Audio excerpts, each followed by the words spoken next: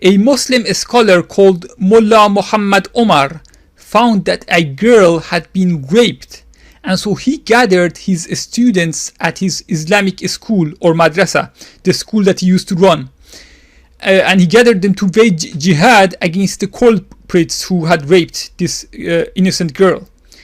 Around 50 of his students joined him, and together they killed the rapists and many other criminals and communists in that area.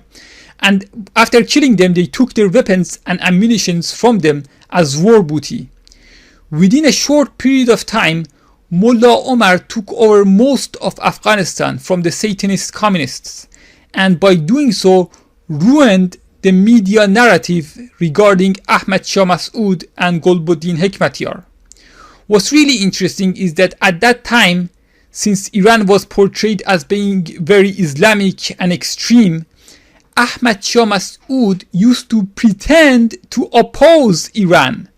However, when the Zionists became desperate, they revealed their true colors. You see, what happened was that Hekmatyar fought against Mullah Omar, thinking that he could easily defeat this small group who had no support from any other governments.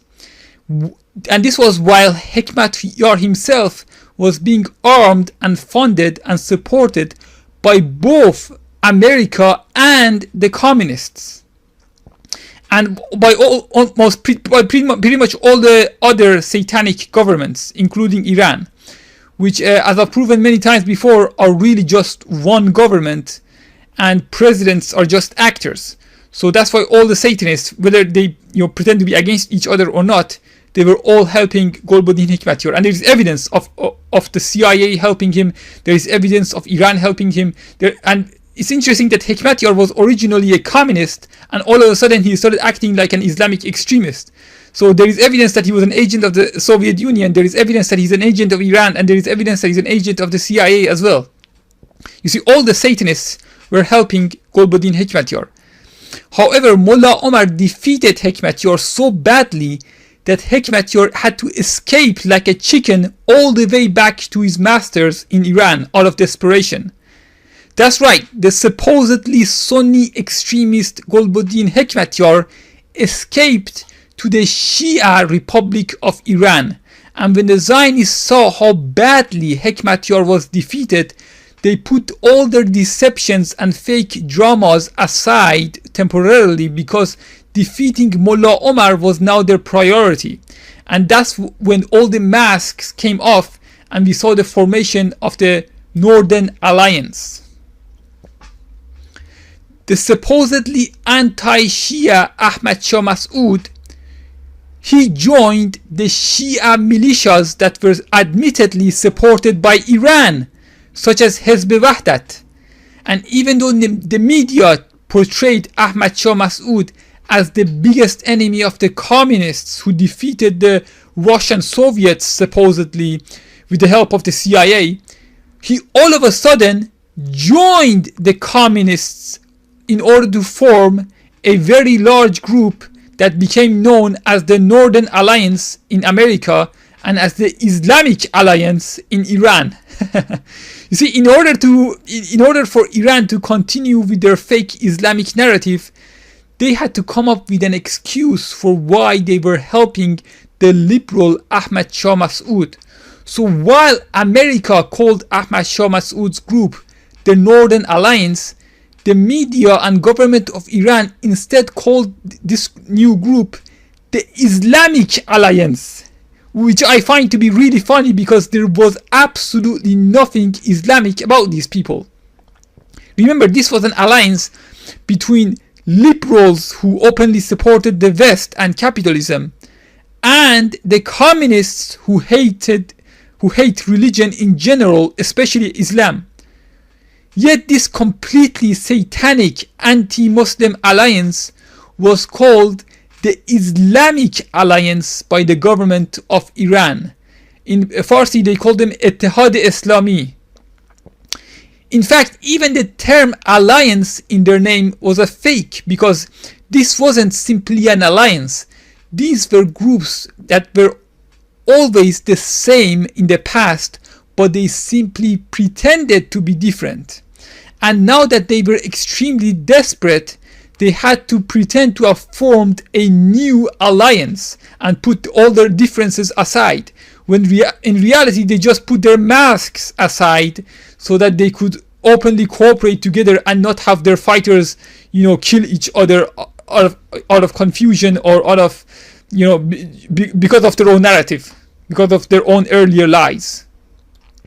But in spite of that, they failed to defeat Mullah Muhammad Omar, and they were defeated in almost every single battle, and the Taliban, or Islamic Emirate of Afghanistan, conquered most of the country. They conquered most of Afghanistan and pushed Ahmad Shah Massoud all the way to the northeast of Afghanistan, near China, near communist China. And again, you can tell who was helping Ahmad Shah Massoud. Other than America and Iran and Russia, obviously China was also helping him. That's why he was pushed all the way back, all the way to the Chinese borders. Of course, soon after, America came in and helped Iran and the Northern Alliance directly, using the excuse of 9/11, despite the fact that there was no evidence that Mullah Omar or even Osama bin Laden had anything to do with the 9/11 attacks. And if you watch Simon Shack's documentary called September Clues, you'll know that 9/11 was completely staged. Although I believe that Iran was originally planned to take responsibility for 9/11, but since Osama bin Laden refused to escape to Iran and Mullah Omar protected him instead of agreeing to hand him over as America wanted him to, the original plans for 9/11 were ruined. But that's a whole different topic. But as I said, basically, the plan was that Mullah Omar would agree to hand over Osama bin Laden, and then Osama bin Laden would try to desperately escape from Afghanistan. And since Iran and Afghanistan are neighbors, the people who had infiltrated Osama's group were going to manipulate him to escape to Iran. But then later, Iran was going to say that, actually, yeah, we did 9/11. We actually did it. Iran was going to say, yes, we and our agent Osama bin Laden, we did it. We did 9/11 and we did Taqiyya. When we said we didn't do it, we were doing Taqiyya. That was the original plan. You see, that's how the Zionists were trying to completely get away with 9/11 by having Iran eventually be exposed as the real culprits, along with the Nazis. They were going to say that Iran and the Nazis and the Skull and Bones, they cooperated together. But because Osama bin Laden didn't escape to Afghanistan and Mullah Omar protected him and refused to agree to be a sellout, sellout, and because they couldn't scare him into conforming, this entire narrative was completely ruined. So anyway, now the Northern Alliance, which consisted of Shias and communists, had openly joined the American military and became what we now call the Afghan government and the Afghan National Army and Police Force. I mean, that's what they literally are. If you look at the Afghan army, the Afghan police, these people are communists, Shias, and capitalist Zionists, which makes absolutely no sense if you believe the school and media narrative. If you believe your school history books and your TV documentaries, this makes absolutely no sense. If you believe the news, this makes absolutely no sense. Why were these communists and capitalists and Zionists and Shias working together? It makes no sense. And why did they form a government together? Why did they form an army together? Why did they form a police force together? Because they became so desperate in Afghanistan. That's why there's such a heavy censorship on the news in Afghanistan. Because Mullah Muhammad Omar completely ruined their narrative.